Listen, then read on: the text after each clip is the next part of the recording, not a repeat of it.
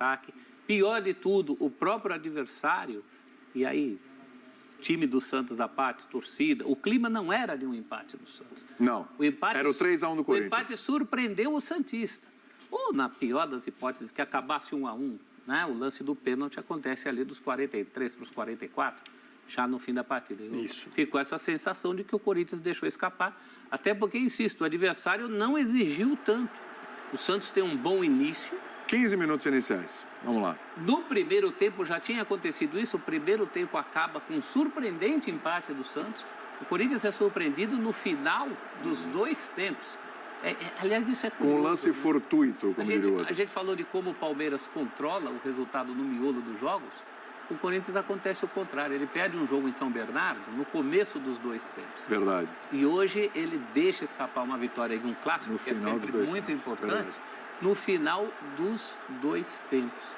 Acho que tem muita coisa. Acho que essa coisa do número de substituições que descaracteriza uma equipe. O Corinthians hoje não fez assim. Fez 4. Eu acho que o Corinthians cai muito de produção com as suas substituições. Até porque entram jogadores. O Paulinho hoje é um jogador que ainda está readquirindo ritmo. Hoje ele pouco participou da partida. O Maicon que faz o pênalti, né? Na minha opinião, um pênalti desnecessário. Porque mas estava mais na conta do Giovani, não está não, prof? Naquele passe ali. Tudo bem, o garoto erra ali. Mas não se faz pênalti na contramão, né, William? O adversário está saindo da área. Sim. É um pênalti muito parecido com o que o Raul Gustavo fez no Brasileiro contra o Atlético Paranaense. O Corinthians vencia o jogo e acontece ali um pênalti na contramão. Então, acho sinceramente que o Santos foi surpreendido com esse empate. O Santos não esperava empatar esse jogo, o que só dá um sabor especial para a conquista desse ponto num clássico. Santos que vinha muito mal em clássicos, né? 3-1 para o Palmeiras, 3-1 para o São Paulo. E eu que eu estou falando, quase que toma um 3-1 hoje de novo. E era sempre... Hoje estava com cara que ia ser 3-1 de novo. E hoje, pelo menos, o Santos competiu. Sim. Dentro do placar. É que é um Santos diferente do Santos que enfrentou o São Paulo e o Palmeiras, né? Já um Santos com o Lucas Lima, que ainda tem muito que provar, mas que já dá uma qualidade... Fez um começo de jogo bom focado, também. Enfim, o segundo tempo sumiu um bocadinho, mas tá focado, tá jogando, tá participando bastante, tá dando assistências. Às vezes saem gols, às vezes não saem. Um refresco pro técnico, né? Já é o quarto jogo que o Santos não perde, é isso? Exatamente. Para quem vinha, perde, já o quarto sem perder. E jogo importante, né, Mauro? Porque os fofoqueiros falavam durante a semana, contra a Portuguesa, contra o Ceilândia. Hoje é o clássico mora aos olhos da torcida santista. Sim. Agora, pronto. O Corinthians tem muita responsabilidade no segundo gol do Santos. O percentual é muito maior por parte dos corintianos do que dos santistas. Sim. Mas se o Mendonça não estivesse disputando a bola, não acreditasse que a saída ali pelo lado direito ia ser uma saída que poderia dar alguma oportunidade para o Santos, se o Santos tivesse desistido, na verdade o Santos não, se o Mendonça tivesse desistido do lance ali, não haveria nada, ele não recuperaria a bola não estaria em disputa, não sofreria um pênalti. A bola, primeiro, não era para ter sido desperdiçada pelo Giovani naquele ponto. E eu não estou expondo ninguém. Ele errou um passe. É um erro. Aconteceu. Saídas de bola geram chances para o adversário em todos os jogos de futebol.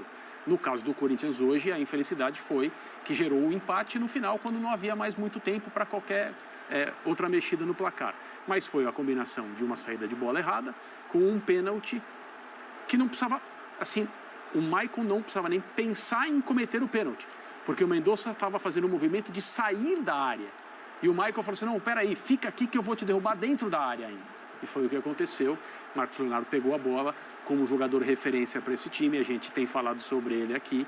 Ele é atrevido, além de ser bom jogador, e tem confiança na sua capacidade. Pegou a bola, bateu e fez o gol. Você lembrar, o Marcos Leonardo tem um jogo onde o Santos, nas suas brigas contra o rebaixamento, ultimamente, ao lance... o que tem acontecido? O Marcos Leonardo tem sido uma figura importante, os meninos têm sido importantes, mas tem um jogo contra, se eu não me engano, Fortaleza, que é o jogo para o Santos fazer 45 pontos há 2 temporadas. Era o jogo dos 45, na Vila Belmiro. E estava difícil, o primeiro tempo estava bem complicado e já estava começando a achar que, olha, desse 0-0 aqui até que tá bom. Tem um pênalti com toda aquela pressão gigante. O Marcos Leonardo pega a bola, vai lá e bate o pênalti. A bola ainda chorou para entrar. E ele tem personalidade. Semana passada eu falei aqui, se ele está jogando no time bom do Santos liderando o campeonato, tudo mais e tal, ele já estava avaliado aí como outros... Certamente. Como outros jovens estiveram muito bem avaliados em somas absurdas. André, mas é que ele está jogando num time que... Exatamente. Que não é bom. Eu falei quase a mesma coisa essa semana. Eu falei, se o Marcos Leonardo estivesse jogando no Palmeiras, o próprio Ângelo, eles já estavam valorizadíssimos. Mas o Marcos Leonardo é superior ao Ângelo.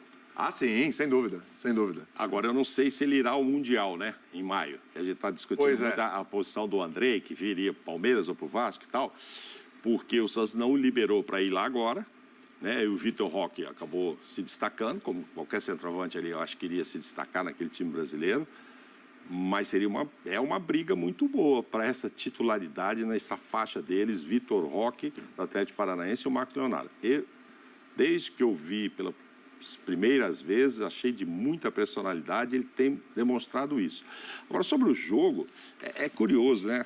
O Corinthians, isso que o professor falou é verdade. Quando o Corinthians estava melhor, inclusive no final do primeiro tempo, toma aquele gol, se assusta. No final, estava mais perto do 3-1 do que tal, toma outro gol. Mas o Santos, os números do Santos não são ruins nesse jogo. O Santos finalizou mais vezes do que o Corinthians, não no gol, mas finalizou. Eu acho que pesou, e o Odair, eu ouvi já a entrevista do Odair vindo para cá, e dei razão a ele. Eu acho que pesou, sim, ter jogado na quinta-feira e ter colocado o time titular, porque era muito importante para ele passar pelo Ceilândia na Copa do Brasil. Era importante para o trabalho, para a confiança, para ele hoje poder dizer... Sabia que é possível ganhar de 30 a 50 dólares por dia apenas fazendo perguntas para a nova inteligência? Ter jogado na quinta-feira e ter colocado o time titular, porque era muito importante para ele passar pelo Ceilândia na Copa do Brasil. Era importante para o trabalho, para a confiança, para ele hoje poder dizer, olha, já são 4 jogos que a gente não perde. Não é? Você sentiu uma queda física no segundo tempo? Eu acho que aquela pressão, claro, ninguém aguenta muito aquelas dos 15 minutos ali, por mais novos, jovens que sejam os jogadores ali do Santos, é difícil ficar fazendo o tempo todo. E outra, tem uma hora que o Corinthians ia respirar também, né? O Corinthians talvez tenha sido surpreendido por aquele abafa ali, e o Juliano não conseguia sair, Renato Augusto, tal. O Corinthians, nos primeiros 15 minutos, ficou ali meio abafado atrás. Aí, aos poucos, né, com a qualidade que tem o meio-campo, foi se soltando. Mas aí pesa no segundo tempo, pesa fisicamente. Não para o Marcos Leonardo, que é muito novo e tal, mas para o geral. E não pesou para o Mendonça, né, que acreditou até na hora do pênalti. Mas, no geral, os jogadores, ele cita os 2 jogadores do meio-campo. Ele falou que fez 4 ou 5 substituições, eu não sei agora. Sim. E 3 delas, a única que ele não colocou por problemas físicos, foi no finalzinho, ele colocou o Juan, pode ser? Juan Seco. Juan Seco. As outras todas, diz ele que os jogadores pediram para sair, principalmente os jogadores de meio campo. Estavam ali sufocados, correndo muito. E eu acho que teve esse aspecto, sim. Se pega um Santos com uma semana de folga, como o Corinthians teve, vou te contar, eu acho que o jogo seria de outra intensidade. E já foi bom esse jogo, hein? O Odair Helman já falou sobre isso. Um grande problema do Santos, talvez o maior, é bola parada, né? Mais uma vez, tem sido um drama. O Santos, às vezes, assim, quando até faz uma performance, aparentemente o São Paulo foi assim. Exatamente, né? Uma quantidade de gols, né, que o Santos sofre de bola parada. Então, um joguinho, o Corinthians foi ligeiramente superior para mim, mas nesses lances capitais o Santos se perde de forma absurda. E tem 2 zagueiros bem altos. E tem um outro ponto, né, que esse é um pouco polêmico. Para mim, por exemplo, no primeiro gol corintiano, o João Paulo poderia ter feito algo melhor.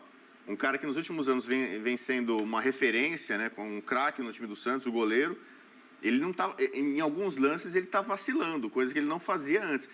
Continua fazendo boas defesas, fez pelo menos uma boa intervenção no jogo, só que não está passando essa confiança toda. E do outro lado, o Roger Guedes... Fala. O Roger Guedes é agora artilheiro isolado, com 8 gols. 8 gols, A cabeçada foi muito em cima do... Então, do pois João é. Paulo, né? E o Roger hoje faz tudo que o Vitor Pereira gostaria que ele tivesse feito ano passado. O Lázaro falou tanto. Nossa, o Lázaro na coletiva falou do Roger. Aliás, a gente tem as coletivas. Deixa eu pegar o trechinho do Odair primeiro, porque você se referiu à questão do desgaste, né? Desgaste físico. Vamos lá. Posse de bola do Corinthians foi maior, 58%. O número de chutes do Santos superior, 17 a 12. Mas nos chutes certos, Santos, aí o Corinthians prevaleceu, 5-2. Grandes chances, 3-3, passes certos, 274 do Santos, 393 do Corinthians, baixo o número de passes certos, hein? Mesmo do Corinthians. Desarmes, 9 do Santos, 13 do Corinthians e o Lázaro se derretendo pelo Roger Guedes. Tecnicamente o jogo foi ruim, né? Não foi um jogo brilhante, né? A gente vê um clássico 2-2, né? Decidido no fim, parece... Também não foi ruim, né? Foi ruim, né? Mas passes errados ali, né? Entre outras coisas, né?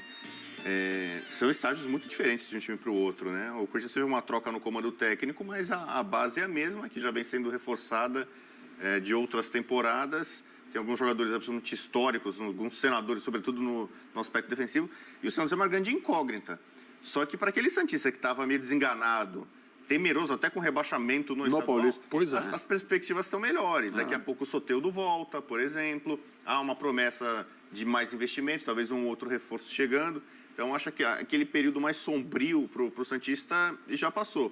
E o Corinthians está naquela, né? O Corinthians está fazendo o papel dele, uma pontuação que já garante para ele o mando nas quartas de final. Sim. E mostrou, acho que contra o Palmeiras, um ótimo desempenho, capaz de tentar competir um pouco mais com o seu principal rival.